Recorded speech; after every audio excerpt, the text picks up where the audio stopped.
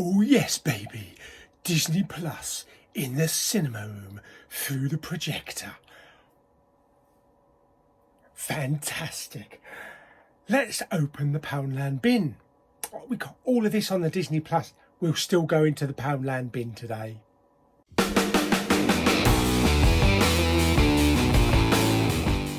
Hey everyone, Big Pauly back for a brand new episode of What's in the Poundland Bin. Oh yes, we may have to rename it What's on Disney Plus.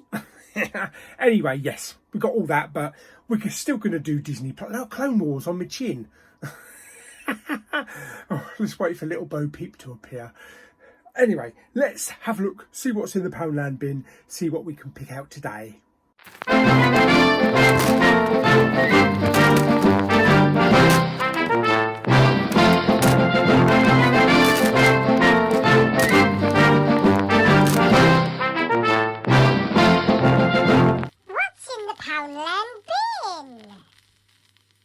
Hello, Poundland bin. How the devil are you?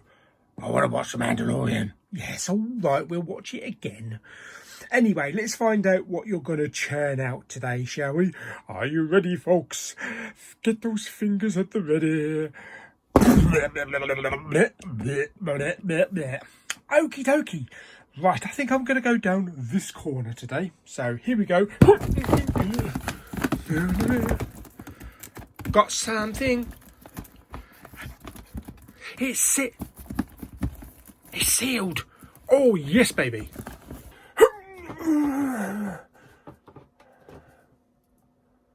What the hell?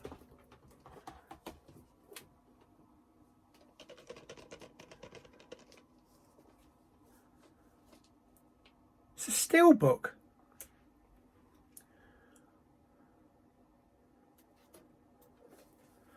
Can't remember what steelbook's in there. Is it that one with... I can't remember. No, because that was in an iron pack. This don't feel like an iron pack. This feels like a steelbook. Okay, right, let's find out what it is then. I should know because there's only one bleeding steelbook in there. Yes, of course it is. Blimey, that was ages ago, wasn't it? Pierce Brosnan, Liam Neeson, Never Turn Your Back on the Past. Seraphim Falls. Crikey. This was sent to me by one of my lovely viewers. Blimey, ages ago. I completely forgot it was in there, to be honest. Oh, great. A nice Western. Really good Western. Well, I hope it's a good Western. A toughy, gritty and exciting chase thriller. Fantastic. Right, okay. Let's get its wrappings off. And this is an all-new experience, isn't it? What steelbook is in the Poundland bin? None now. Anyway, let's open it up and stick the old disc in the player and watch a bit of Western with Brian from Taken and James Bond. Okay, so I've got the old cardboard slip off. Would you believe there's no dents? This come from Poundland. The only dodgy bit is up the top there, which is really not that bad. What are you expecting for £1? And we've got some inside artwork as well, and lovely disc artwork. Fabulous. Rightio. Okie dokie, let's put this in the player. Oh yes, baby. Here we go. In you go.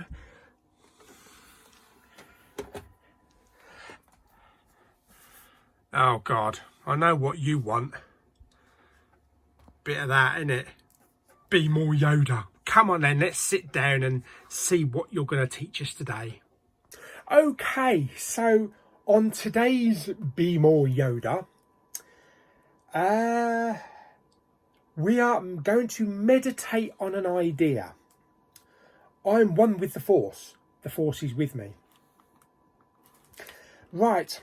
You might not be facing a galactic civil war or the full firepower of a planet-destroying superweapon, but life can still be oppressive.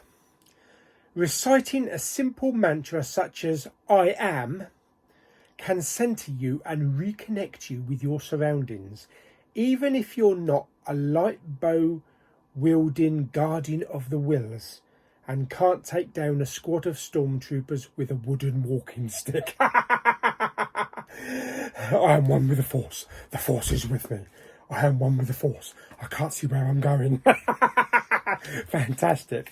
So that is this week's Be More Yoda teachings. Didn't really tell us anything, just told us not to keep bumping into the furniture. Right, okay, let's get the lights down, watch Seraphim Falls, and I'll give you my opinion after the movie.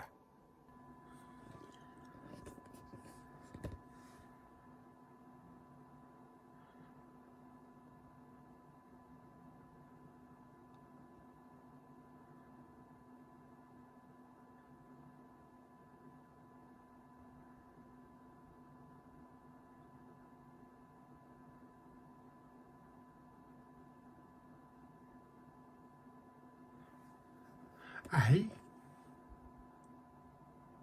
Okay. Oh, blimey, that took a long time.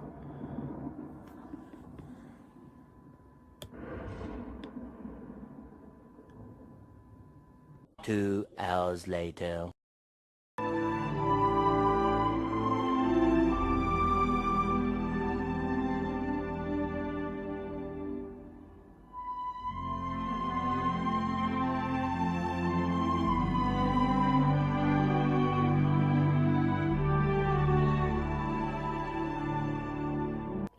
Okay, so Seraphim Falls, Steelbook from the Poundland bin.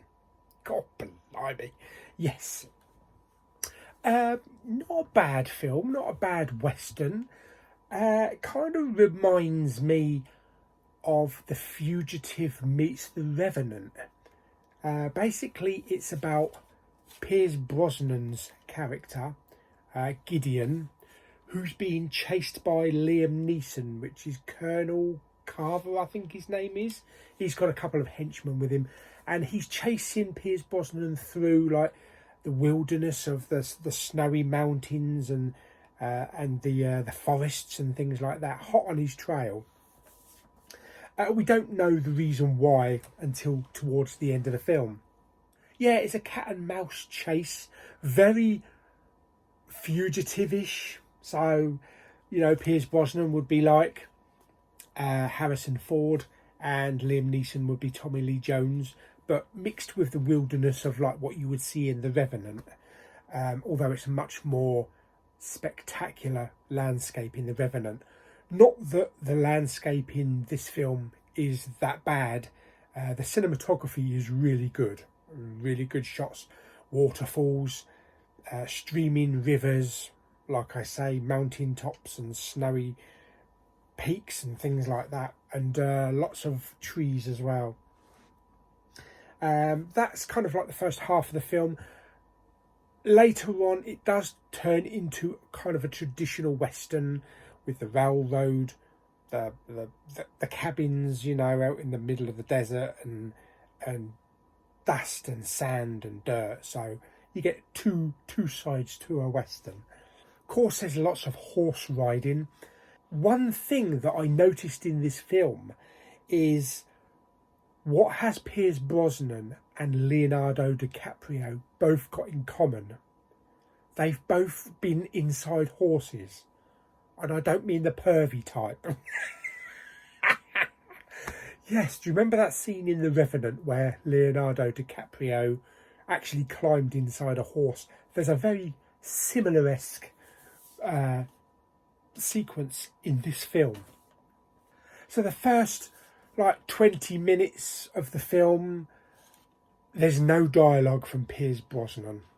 You don't get the first line of dialogue until probably about half an hour into the film. The first 20 minutes, all you've got from him is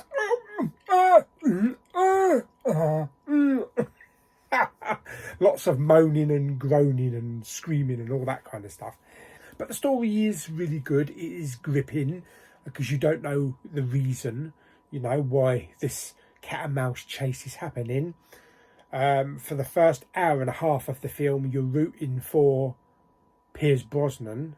You kind of see the Liam Neeson as like the Yul Brynner from Westworld going after him. But after an hour and a half, surprisingly, it turns its tables and you're completely rooting for the other side. And this is because of something that happened at the end of the Civil War. I won't go into detail, but it revolves around Liam Neeson and his family. But yeah, it was, like it says, it's a tough, gritty and exciting chase thriller. So if you look at it as just like a chase thriller, if you like The Fugitive, I think you'd probably like this. And also with some really beautiful landscapes of like The Revenant, because there's some really great cinematography. And there is a bit of grain on like the wide angle shots of like the mountains and, you know, the pullback shots. But on the whole, the picture quality is really good, really clean. The music is good, kind of sweeping Western epic type music. The sound is good, DTS HD Master Audio 5.1, which actually did upscale it into Neuro, which was really good. Surrounds around, especially at the beginning, in like the first 10 minutes when they were going through the trees in the wilderness. There's like, you know, crackling of branches and you can hear a river in the background, and even gunshots were really loud. So there was a moderate use of the bass as well. Special features, there are some special features, including an audio commentary with Pierce Brosnan, director David von Anken, I think it is, and production designer Michael Hannon, and a behind the scenes of Seraphim Falls. You can't say that if you ain't got your teeth in. Seraphim Falls. And the film is just under 2 hours. It's about an hour and 50-ish. Was it 116 minutes? I think, yeah, 116 minutes. It does say it's region locked B on the back there, down the bottom. But yeah, it's not a bad film. Not a bad Western. A bit different from the usual type of Western, but as I say, if you like The Fugitive, if you like The Revenant, give it a go. That's not a bad pickup, actually. Bleeding Poundland for Steelbook. I can't remember who sent it to me, but thank you for sending it to me. It's taken this long to actually watch it and review it. But yeah, I really enjoyed it. The end of the film, the last like 15 to 20 minutes, got a bit weird. It's a lot, kind of like turned a little bit spiritual. And it's not the kind of ending I was expecting. But yeah, it's not bad. Not a bad film. So how would I rate it on a scale out of 10? I'd give Seraphim Falls 7 out of 10. Yeah, 7 out of 10. Right, let's find out what I'm going to do with it. Is it going to go up on the shelf, or is some lucky bugger at Lou's Bingo going to end up with a Blu-ray Steelbook? Let's find out. Well, I might as well just say here and then, it's a Steelbook. It was sent to me by one of my viewers. It was £1 and it was pretty good. So no, it's not going in the recycle. It's going onto the shelf. I'll definitely be watching that again. And it's nice to have a Steelbook as well. Fantastic. So hope you enjoyed this week's What's in the Poundland bin. There'll be a new What Flick Will Pauly Pick? Probably tomorrow or the day after. And I'll also be doing a video of my first 24 hours using the new Disney Plus platform. So I will just go through it. I'll show you a couple of bits on it and what I found, what I've enjoyed watching, and give you my thoughts on Disney Plus after 24 hours of use. Brilliant. So hope you enjoyed the video. Like it by giving it some thumbs up. Don't forget to subscribe, comment and share.